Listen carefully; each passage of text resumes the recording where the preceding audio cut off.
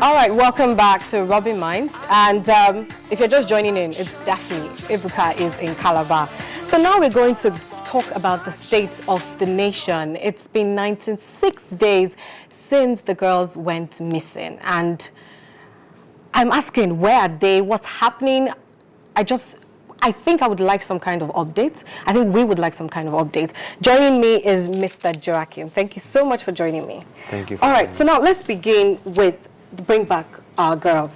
Now, Malala came to Nigeria, I think on Tuesday, during the week. And she met with the president as well as parents of the girls. Yes. And for me, the question was, the question is, did she reawaken the subject as expected? Yes, I think so. The problem with the news cycle, as it is that a lot of things can get buried under. Exactly.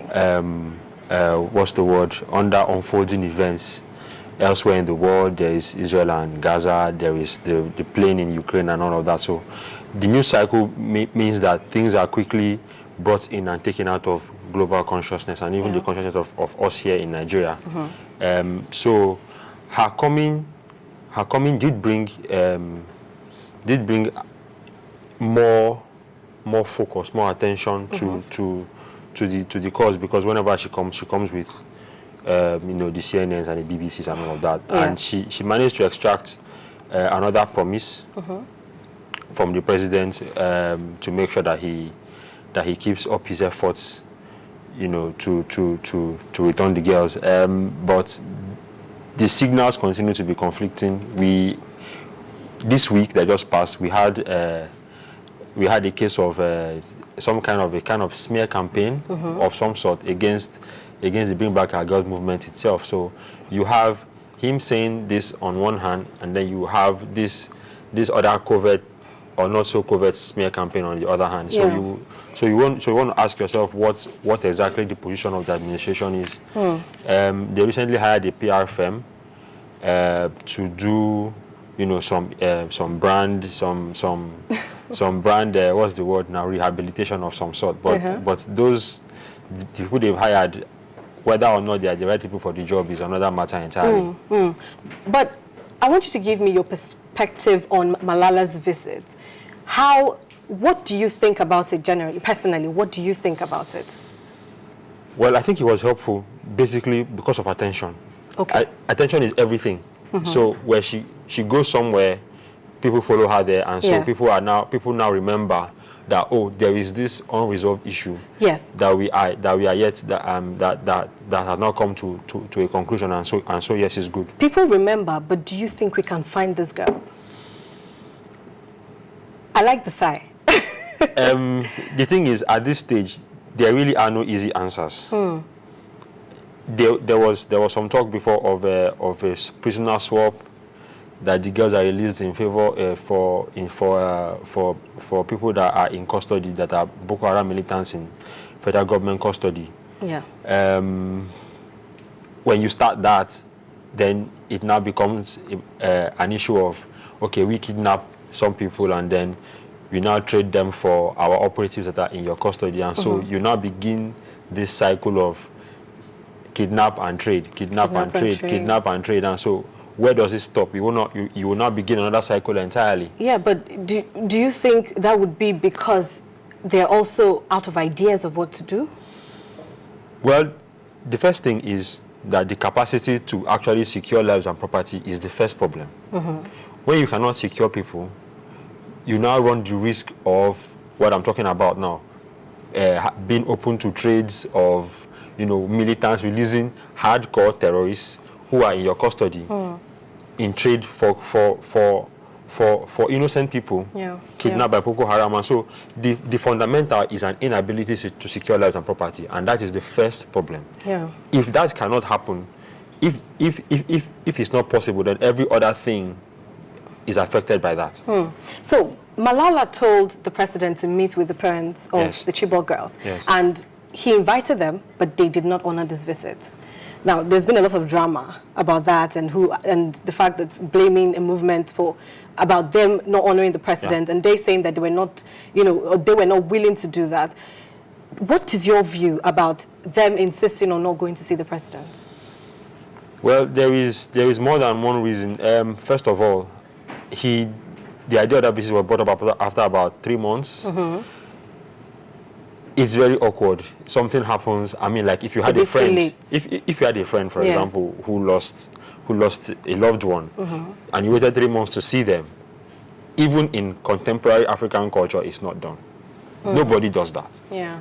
So what cannot be taken even in normal human personal relationships is probably a non-starter in a big deal like this. So the odds were always likely to be that they were not going to accept to see the president, and they just focus rather on their request, which is for the government to do everything they can to bring back the girls. Wow, it's still for me a very sad issue, and I just like the parents really just find the girls and stop the meetings. I'm sure everybody's frustrated with the meetings and discussions about meetings, committees. Exactly. So let's find the girls and wow. Anyway, our prayers are still with the girls, and we hope that they are brought back home soon. Okay, so let's talk about this impeachment drama going on. And first of all, we know Adamawa State Governor was impeached, and his deputy resigned even before that. And now we even hear that Nasarawa. Yes. What is going on? What is your view about this? You know, this kind of impeachment wave has happened before. 2005, 2006. Some governors were impeached. Joshua Darie was impeached from Plateau State. I know Ayofa Yoshe was also impeached as well. There are about 2 or 3 others who left as well. Diepre Alamesega as well. There were about 5 of them then. I think I mentioned 3. This is something similar, but it's a bit more. There's a bit more finesse about it. This time. What is happening is they have targeted areas where there are substantial PDP members in the legislature. For example, in Nasarawa, the governor of the state is APC, but 20 of 24 legislators are PDP. So you think it's political? Of course, it's clearly political. In Adamawa, for example, a large chunk of the state is also gives allegiance to PDP. So they have all these weak spots, and then these spots are being targeted. Normally, what you have with the governors is that if a governor is in a party, he ensures that every elected official in the state moves to his party. Okay. These people are being targeted because they've not been able to do that. Because, I mean, if you have what happened in Kano, for example, their local government elections, 44 local governments, all 44 went to APC. So there is really no room for any possible impeachment drama, disturbance, or whatnot. So this governor has failed his homework, is what you're saying? Exactly. The first rule in Nigeria is you need to have complete control. If you don't have complete control, then you leave yourself open to what we are currently seeing. Wow. But are the lawmakers right, this action? What do you think about it? Well, the reasons given are some reasons were given bad governance here and there, and all of these things. Corruption. For example, in the case of Murtala and Yako, just in October last year, the House of Assembly actually endorsed the Speaker of the House and Murtala and Yako himself for having a harmonious relationship between the executive and the legislature. This is about 9 months ago. So that was before he went to the APC, for example, for instance. So he moved to the APC, and now there's all of this. In Nasarawa, for example, again, you have a government that has allowed, the PDP to corner all of these other seats. And so he's paying the price for it. In the impeachment, we would like to move to Oyo next. Yes. In Oyo, yes, we heard that. In Oyo, there are 32 House of Assembly members. Only 18 are from the APC. The other 14 are with the opposition. PDP 9, and then the Accord Party has 5.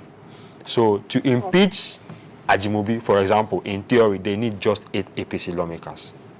Only 8. Wow. So you have people who are paying the price for a lack of control. Wow. That is interesting. And fingers are crossed about Oyo, like you said. So let's see what happens with that. Now, Osun State, August 9 elections. What are your expectations? It's not easy to call from far away. Okay. The reason is because you have to be on ground. You have to feel the pulse of the people who are going to vote, and then use that to make any kind of projection. Of course, it's the usual, election rhetoric. Yesterday or so, Omishore said in a debate, Aregbesola is likely to reach out and beat him up or something. I don't, so there's all kind of this. So there's all of this rhetoric and all. But it's difficult to call from here because we don't normally run polls to take people's sentiments as such a thing approaches. So to make any call is difficult, again, unless you are on ground. Every report you get from there is always laced with one bias or the other. Yeah. So, but I think that Aregbesola does have what it takes to secure his re-election. He's different to Fayemi a bit. He's a bit more streetwise. So I think he should just be able to do just about enough. So you're saying that you're with him? I'd call it for him. You call it for him? At this stage. I don't know. Like I said, there's nothing scientific about this. Normally, everywhere else, people run polls and ask people what they think. People who are actually going to vote. Exactly. That's the word. But I think that the governor is just about streetwise enough to hold on to his seat. But what's happening with this rice sharing new initiative? Do you think it's going to happen here again and it's going to work? It's always been a factor. People have always been sharing one thing or the other. Everybody has their own category. Lawmakers have Ghana Must Go, for example. Businessmen have their contracts. Ordinary voters have their Indomie and their rice and all of that. So, in every society there are certain interest groups, and all those interest groups have their own version of stomach infrastructure that appeals to them. So it's not just the rice. The rice is, in a sense, perhaps the least of it. So you have contracts, you have appointments, you have all kinds of things. So we just focus on rice as it's just a really small part. So all the power blocks in a particular society have their own things that appeal to them. And so if you are able to satisfy those power blocks, then you are fine.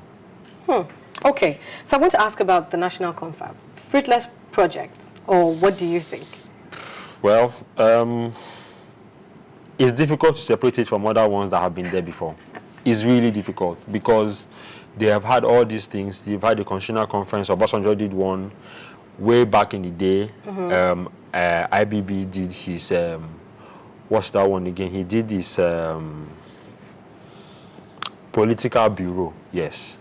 So you have all those initiatives. None of them added up. None of them came to anything, because after you have the recommendations, they should be put they should be given to a referendum for the people to now decide the ones they want to pick. Yes. So it seems what you're saying, like what I said, is that it seems like a fruitless project.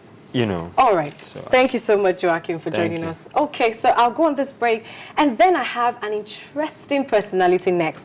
A fantastic actress, full of life, and very funny. So don't go away. I'll be right back.